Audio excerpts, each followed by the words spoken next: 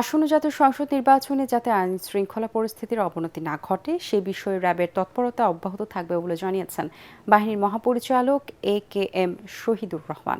এ বিষয়ে সবার সহযোগিতা চেয়েছেন তিনি। দুপুরে রাজধানীর কারওয়ান বাজারে র্যাবের মিডিয়া সেন্টারে বাহিনীর সফলতা ও সার্বিক আইন শৃঙ্খলা পরিস্থিতি নিয়ে সংবাদ সম্মেলনে এসব কথা জানান ডিজি র্যাব। সংবাদ সম্মেলনে তিনি আরও জানান, ইনকিলাব মঞ্চের মুখপাত্র শরীফ ওসমান হাদী হত্যায় জড়িত ফয়সালকে গ্রেপ্তারে তৎপর রয়েছে র্যাব।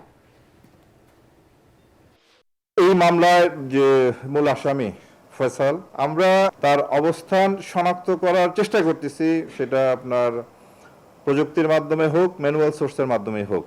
তার অবস্থান শনাক্ত হলে তারপরে তার গ্রেপ্তারের প্রক্রিয়াটি সম্পন্ন করা হবে। আপনারা জানেন যে কোনো আসামি যদি দেশের বাইরে পালিয়ে যায় তাকেও আনার প্রক্রিয়া আছে, এবং আমাদের প্রতিবেশী দেশের সাথে আমাদের এক্সট্রাডিশন প্যাক্ট আছে, কিংবা ইন্টারপোল, অনেক উপায় আছে। সেই সমস্ত উপায়ে প্রয়োগ করা যাবে যদি তার অবস্থানটা আমরা শনাক্ত করতে পারি।